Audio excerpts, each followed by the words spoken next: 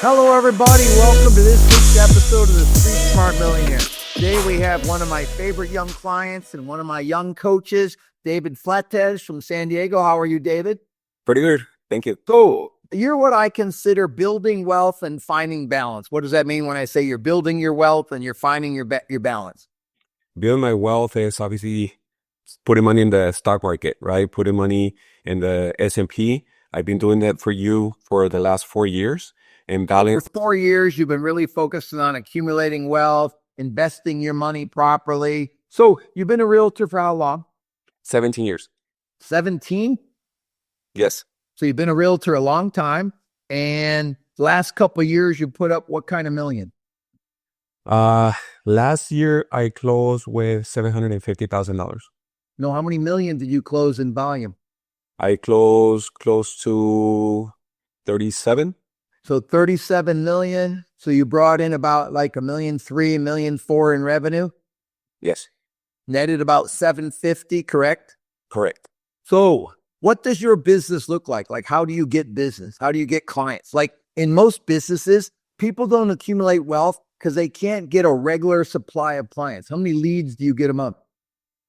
Between 20, 25 work So leads. 20 to 25 leads a month that call you and say, David, I want to list my house. David, I want to find a house. Where do you get those leads? Most of the leads I get them from my past clients, VIPs, and especially wells. So what do you like? How many past clients do you have? I have 398.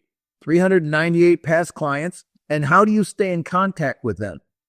I send them different things. I have private events 3 times a year. I do the Santa event when I give out 100 Christmas trees to all my past clients. I have a comedy show just for VIPs, and I have a Halloween party as well. That's just We do 3 events a year for past clients and VIPs. Now, when you do these events, how many past clients show up? right now between 80 to 120, depending on 80 to 120 show up every time you have an event. So that's proof that they like you. They enjoy doing business with you, correct? Now, of 25 leads, how many come from past clients or past client referrals? I want to say maybe 10 to 15. 7, 10 to 15. 10 to 15. Yes. So you would say half to 2/3 of your leads a month come from past clients and past client referrals. That's correct. So that's a main foundation for your business. Now, Yes. that took you 17 years to accumulate these past clients. So what would somebody do if they didn't have a lot of past clients and they wanted to be a realtor? How would they get clients? So I think the first and most important thing is just go to your phone, your database. You have a lot of people that really trust you and like you, and that's why you have their phone number, right? I make different lists and I go, okay, this person is a homeowner, not a homeowner. Hey, this person has, I don't know, let's say a good job, doctor, whatever, and then you go from there. And that's how you're going to go ahead and attract those kind of people into your business. So when you say the word like VIPs, like you have your past clients, and what are your VIPs? What would you consider them? A VIP, I will consider someone that is giving me 2 referrals per year. So this would be like local business people or building owners or friends and family, all those categories, correct? That's correct. Someone that I've been to their house, they've been to my house. We share sometimes holidays together. You have to make that a special connection, right? Not only being transactional, but relational. So those are my keys. How much of your business, I know you're Hispanic, how much of your business is Hispanic? Between 80, 85%. 80, 85% is your own community. So I think Correct. people have to build in their community. You agree? Yes. So what do you do to be a bigger force in your community? What are some things you do to be a big name in your community? So I'm part of the board of directors for the Association of Realtors. So I get invited to a lot of events. I go to the NAREP event, which is for National Hispanics. I'm always out there. I'm a former Marine. So same thing. I go into the military bases, promote by business, and I'm always sponsoring those kind of events. So Well, I appreciate your service to the country. How long were you a Marine? I was in the Marines for 4 years. And what did you do from the Marines that carries you as a realtor? What are some of the habits you got in the Marines that carry you as a realtor? I think the discipline, structure, that's one of the things. And you know what? Things help you as a Marine that you use in your real estate career. You've been my student for how long? 4 years. So you've been my student for 4 years, and we have a lot of structure. We require a lot of discipline. Make so many calls. How many calls do you make a day? Between 15, depending on the day, to 20, depending on the So day. 15 to 20 outbound calls a day to either past clients or VIPs try to always generating new business, correct? Yes, that's correct. I watch shows like $1 Million Listing in LA and it seems really easy. Is it that easy? Not at all. It's not that easy to list I wish it $20 million houses. No, no, no. So where do you think they get all those clients on those TV shows? To be honest with you, I don't know, because if I knew, I would be getting those. You would be getting those big clients. So what is your average sales price? Uh, 750 to 800. And what is that like? Is that like in North Carolina? That would be a mansion. What is that in San Diego? An entry level home? Small house, 3 bedroom, 2 bath, 1,100 square feet. So it's a starter home. So you do a lot of starter homes for your community. Yes. Yes. Now, so you get 25 leads a month. How many times do you follow up on a lead before you give up on a lead? 7 times. 7 times? Yes. So you call them, email them, text them 7 times before you give up. So very process driven the way you look at business. I even send them a video via text. If they don't answer the call, they don't answer the text, people are really curious. They get the video, they click on it, they're like, oh my God. And then they call me back. So you send private videos, you send text, you leave voicemails, you do all these things to warm these leads up, correct? And you have a team. What does your team look like? So I have 2 RP1s and an RP2. One RP1. RP1 would be like an admin that helps you with paperwork. Yes, she's in charge of all my emails, my text messages, especially the calendar. I don't get to touch my calendar because if I do, I get in trouble. That's that. And then I have my other RP1, which is the listing coordinator, and my TC/TC. So where do you see your career going in the next 10 years? In the next 10 years, well, I think I'm going to be, no, I don't think I'm going to be closing $100 million. So you're going to get to 100 million a year in business, bring in about 2.5 million, net probably $1.5 million. That's your vision where you're going, correct? Yes. So do you have that all written out, or is it just an idea? What do you have? No, I have it. I have everything. Everything has to be written down, and I have it laminated as well. It's my vision. You have laminated goals, you have visions, you have plans. So how many realtors do 100 million? Not a lot. Like, you know? I don't know. I don't have any idea, but 40. 40. Wow.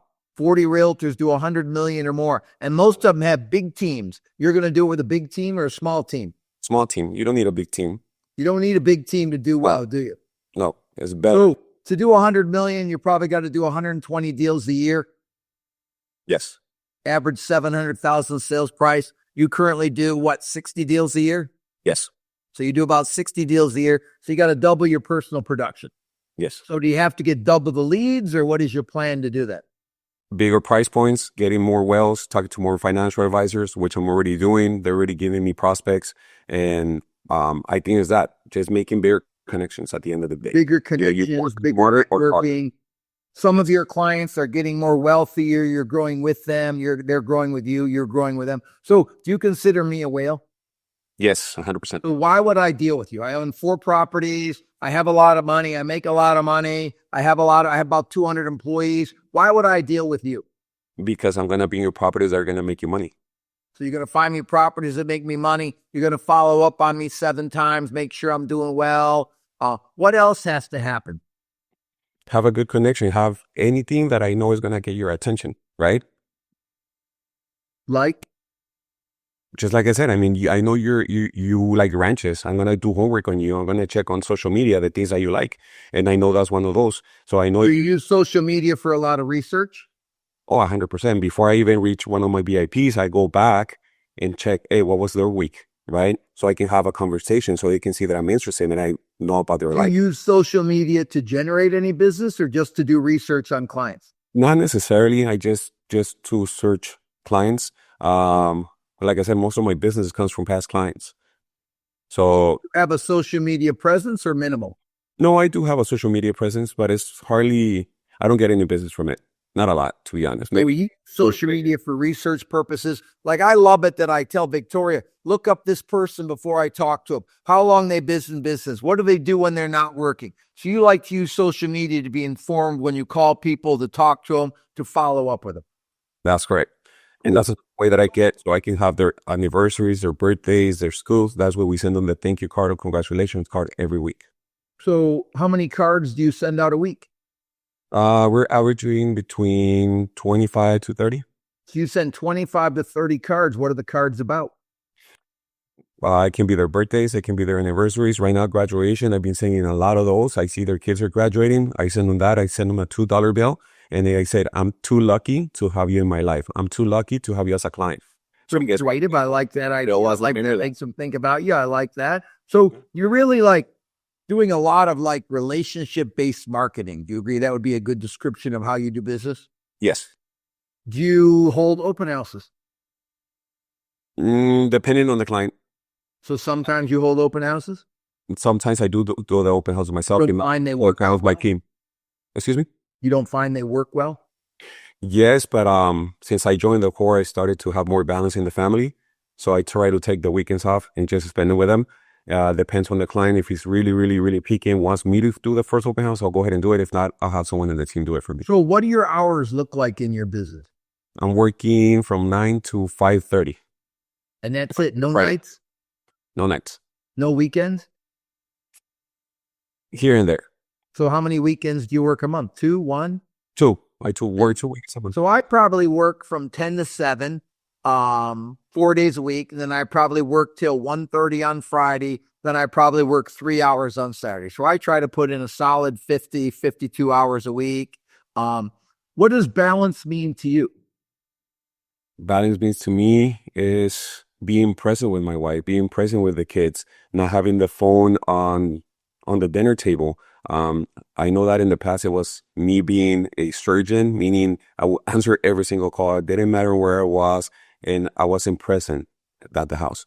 So for me, it's just now the time to be there is off, and that's it. So having Over the last 4 years that you've been in coaching, what does your growth look like? How big were you when you came with me? I was losing my house. How many million?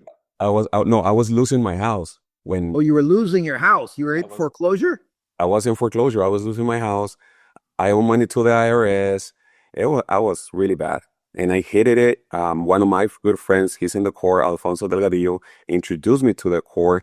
And thanks to you, the program and the process, I'm at where right now. I have in bank $443,000. So you got $443,000 and 4 years ago. You owed how much money?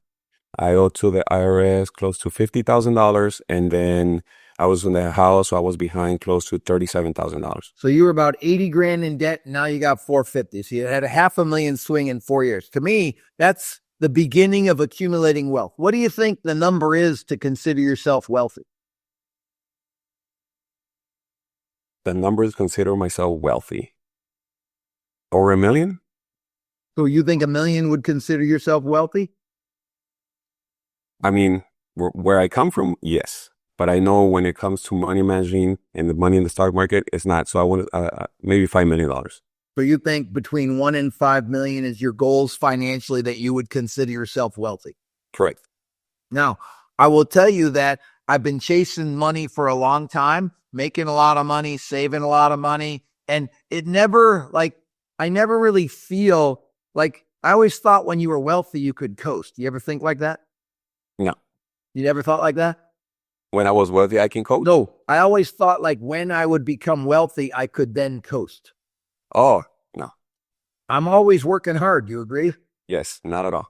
I make probably 200 outbound calls a week. You probably make 100 outbound calls a week, correct? Yes. So I'm watching a show called Suits. Have you ever seen it? Yes. I think everybody should watch that show. Everybody is either Harvey, which is a great closer, or they're Michael, they're the great hustler. Do you agree? Yes.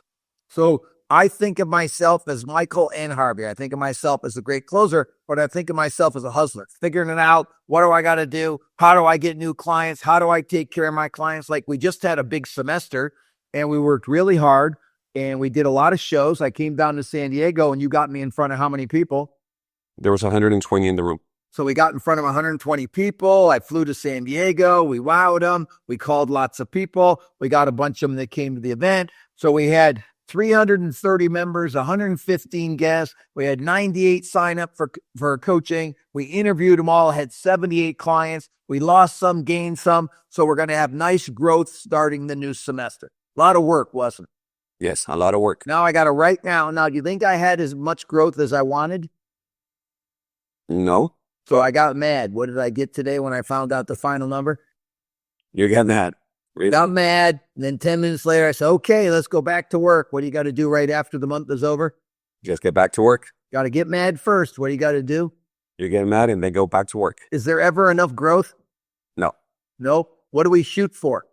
at least one, right? 10%. Maybe 10% a year, 20% a year growth. Do you agree? Yes. And it's a slow, steady grind. I like you because you're a grinder. What are things that you need to get better at?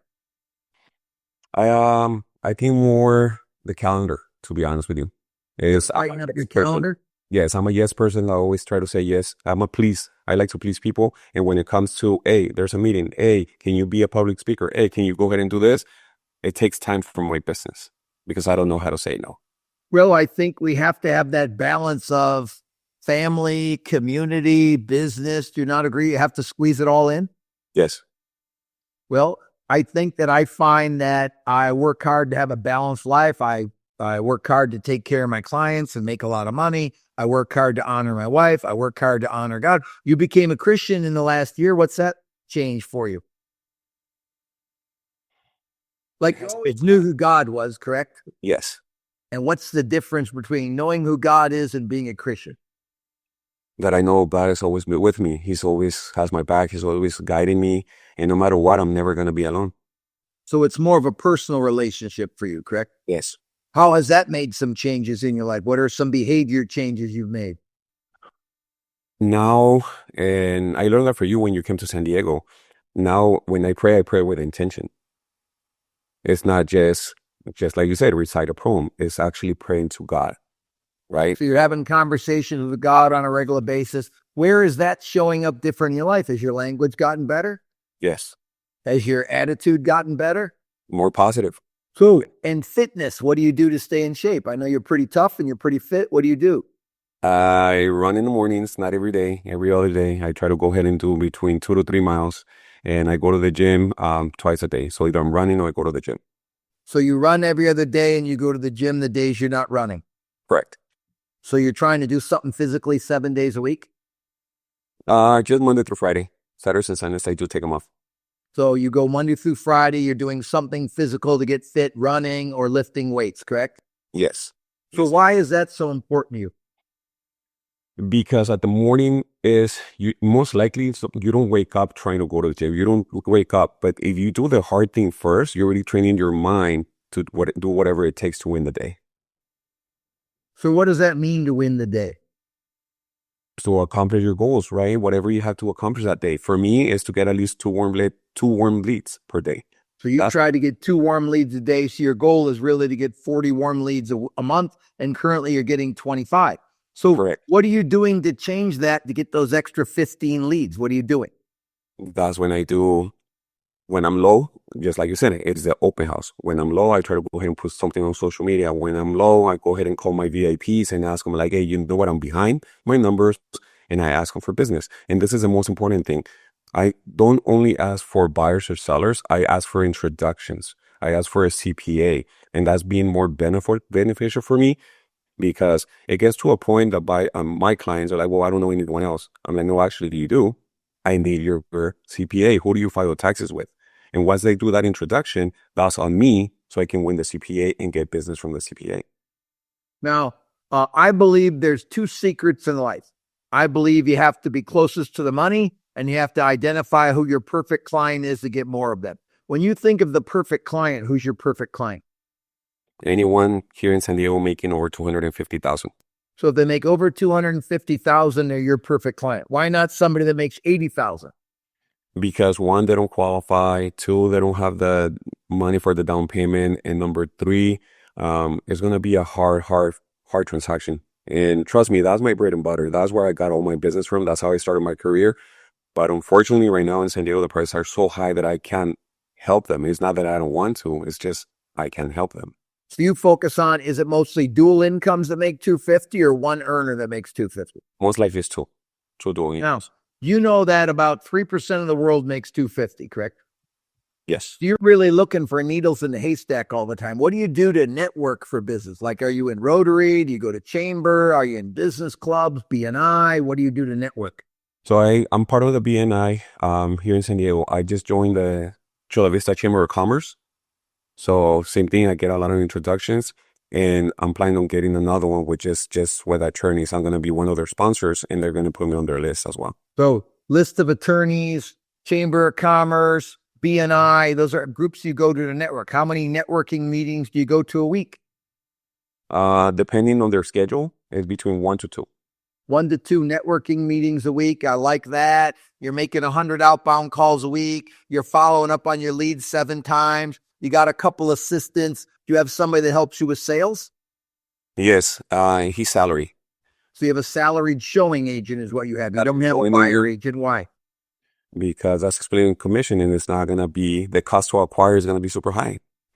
So the cost of acquire gets higher when you pay commissions. So you pay salary people. So you have a good foundation. You agree of wealth and balance? Yes. When it comes to your balance, what are some things you're working on? In my personal life, or I have to take some time off actually to enjoy the time when I'm with my wife. You're a pretty serious young man. I'm a pretty serious old man. You agree? Yes.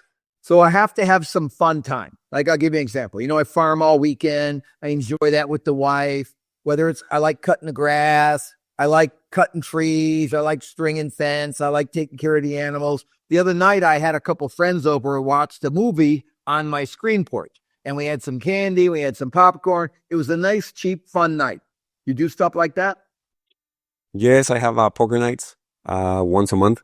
I invite some of my friends or VIPs. I clear out the garage. I have a table and we play poker with the guys.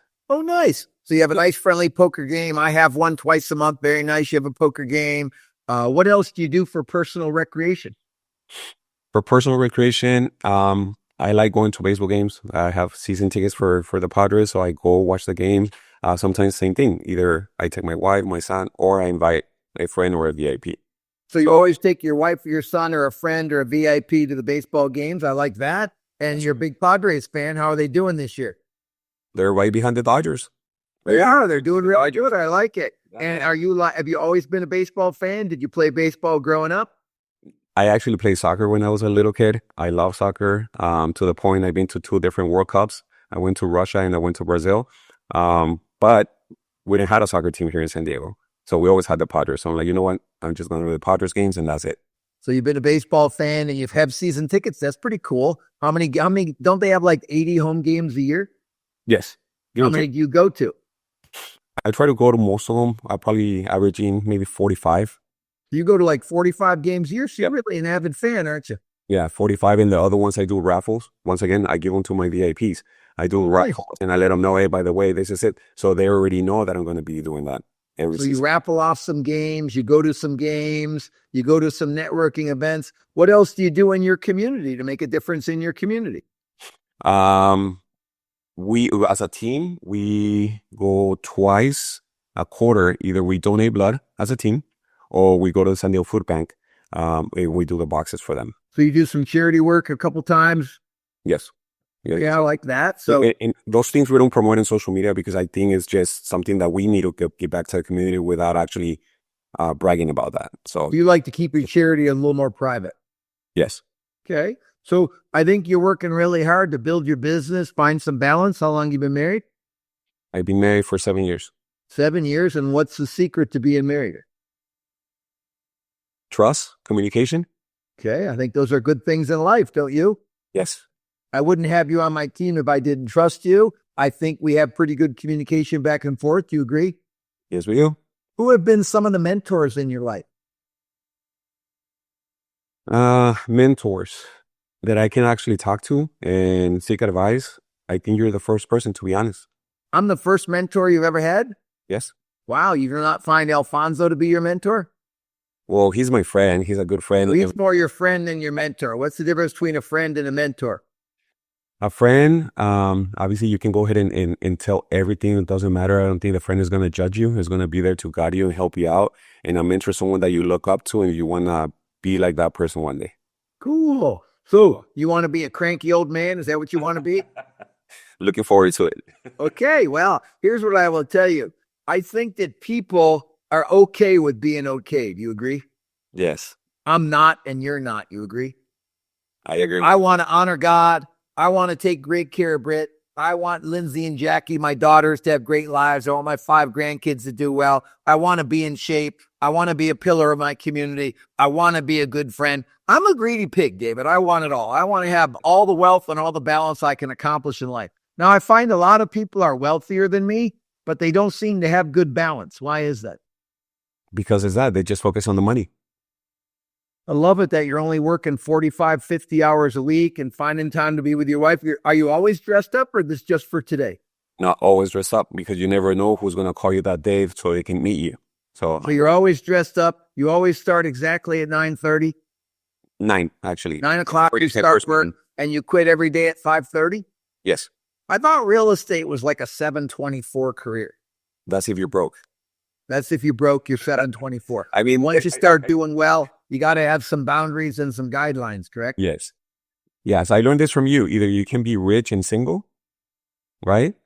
Or have a balance and be rich as well. So I think that you can be wealthy and balanced, and I think that is better to make a little less money and have a little more balance than make a little more money and no balance. Like I know a lot of people that are really wealthy, and some of them are even wealthier than me, and they're single. Why do you think that is? Because they just focus on the money. There's no balance. Cool. And I think sometimes the money makes you be in charge. Do you agree with that? Yes. And what happens when you're always in charge at home? There's going to be fights. It's not going to be good, is it? It's not going to be good. You're in charge. I kind of consider myself a butt kicker at work and a butt kisser at home. What do you consider yourself? The same thing.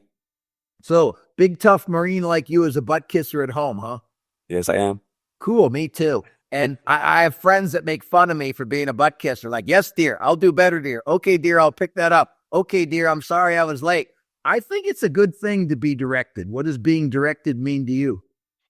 Well, when it comes to being direct, it's following orders, right? Like the Marines, you're following orders. So what made you decide to serve the country and go in the Marines? My dad was in the military. He was a lieutenant colonel, and I wanted just to be like him, even though I never met him. Follow your dad's lead and go in and serve the country. Now, he served in the Mexican military, correct? Correct. Were you born in Mexico or born here?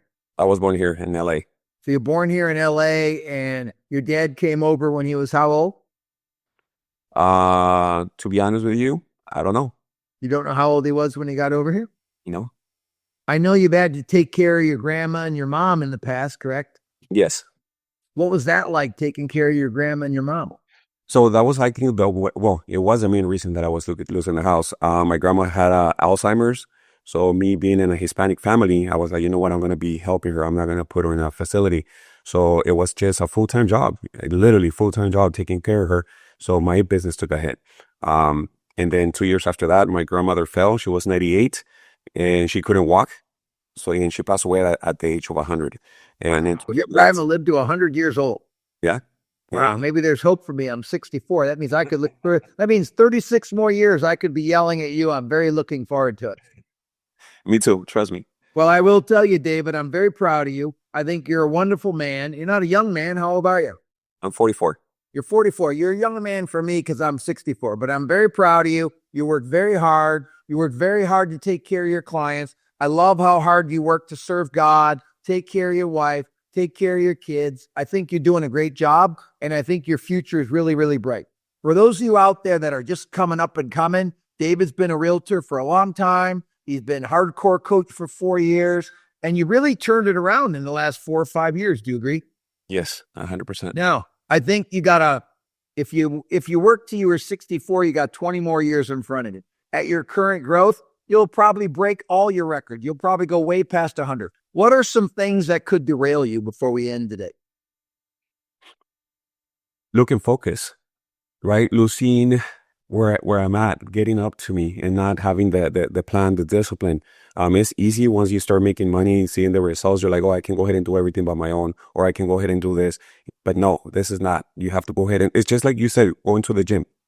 Just because you got muscles the first month and you start eating unhealthy, hey, things are going to go back to where we were before. So you always have to be in some kind of guidance, right? You can't ever stop being guided or being directed, and you can't ever continue to chase it and get better and get better and get better. Yes. Now, Does the grind ever get exhausting to you? Oh yeah, it does.